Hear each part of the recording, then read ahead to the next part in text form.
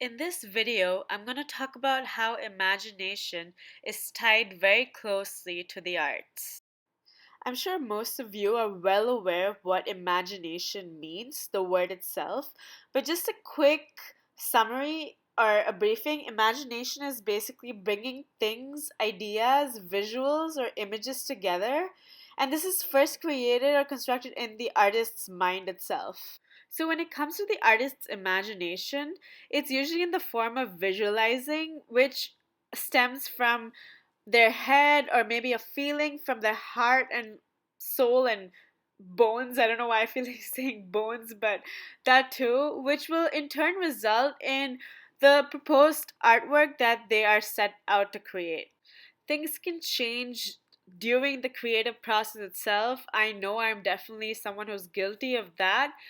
Um, but I think the most imaginative souls are definitely children. Children are highly imaginative. They can create without having to put in too much effort. Picasso said that he spent the first part of his life trying to learn how to make so called proper art, and the rest of his life trying to unlearn that and rediscover the freedom of expression that exists within children naturally. Imagination is highly essential to the artist's practice. At least I completely believe that. I completely rely on imagination. I do not know what I would do without imagination. I feel lost without imagination. Not only when it comes to my art process, I feel like I thrive on it. I feel like I don't know who I am without imagination. My favorite part about imagination, my favorite fact is definitely about how artists are free to produce new realities by simply having the ability to imagine alternative spaces. I love the idea of creating alternative realities, something I've never seen before. Another reality where we can like step into. I don't know if you guys, I'm sure everyone has seen the TV show Friends, but you know the episode where Joey steps on the map, like to find directions, to understand directions. I feel like I always think about that when I'm creating a piece. Like I wish I could like step into it, although he's stepping on it, but I want to step into it, like entering like a new reality, finding my own direction, my own path. Something about that is very amusing to me. Without a doubt, the freedom that comes hand in hand with imagination is absolutely limitless. It is absolutely liberating to the soul, and I've never felt more free.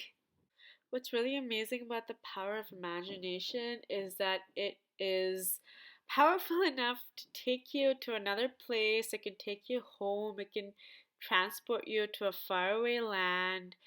Maybe something you visualized as a child. You feel like you can access it now with your hand, with your heart, with your creation. It can make you visualize even certain taste. um yeah, it can absolutely put a visual in your head, just maybe something spicy, something sweet. You can create something with your hand, what you taste, how you feel that taste could be. That's just how powerful imagination can be, and just what you produce from it can be absolutely unique to you, can be unique to the people viewing it. The power is absolutely limitless. I definitely believe that imagination is basically hope, creativity, potential, and freedom all wrapped into like one taco or one burrito. I feel like it's just they all go hand in hand and they all play a huge part in what imagination can derive. Now, if you're thinking, how do I go about imagining? Where do I start? How do I begin? What am I supposed to do to get myself to be creative, to think creatively, to, just think of something fresh, new? You feel like your thoughts are distracting. I suggest use your thoughts, use how you're feeling, use that frustration, and that will in turn create something something in your head that is going to create something on your canvas. I feel like, okay, something that's really useful for this is, I often think of this quote. It's said by Paul Gauguin. He said that I shut my eyes in order to see.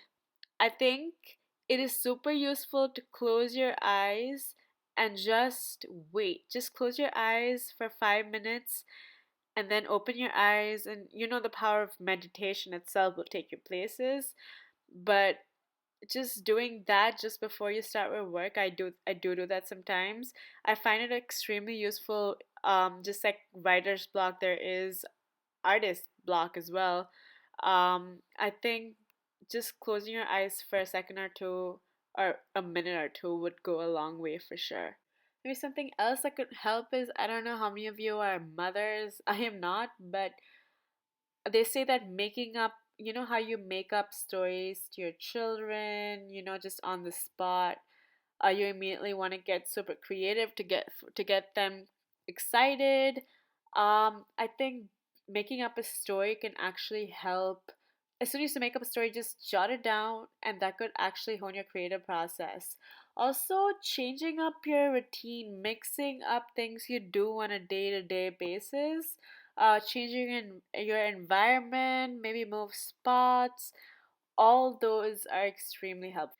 Another quote I love from J.K. Rowling is, we do not need magic to transform our world. We carry all the power we need inside ourselves already. We have the power to imagine better. I absolutely love what she said. I completely believe it. I completely stand by it. I agree with it. We can imagine the the cap- the capacity us human beings have. Our brain is, the way it's created is absolutely magnificent, and I think creatives, artists who love to put your right side of your brain to use and go all the way in when it comes to imagination, the what you tell your brain to do, what your brain can do, is absolutely, the possibilities are endless.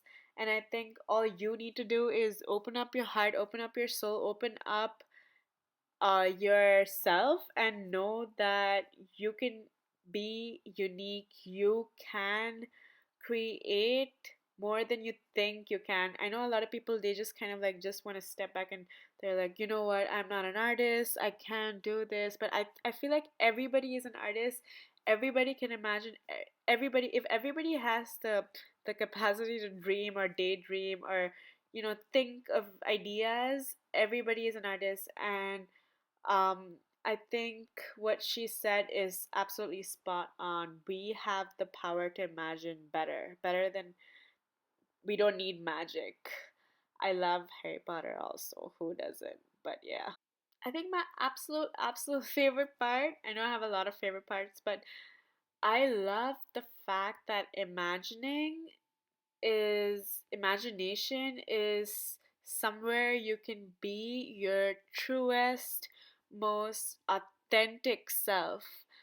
I think we all, just living life, I think we all have a tendency to lose ourselves, to become someone else, maybe for someone else, or you just want to become you're someone else to impress. Maybe for a career, just sometimes you lose who you really are. I think art is your doorway to completely let go and completely be who you really are, without judgments, without any sort of frustrations going with it. I think this is where I feel most alive, and I'm sure a lot of people can relate.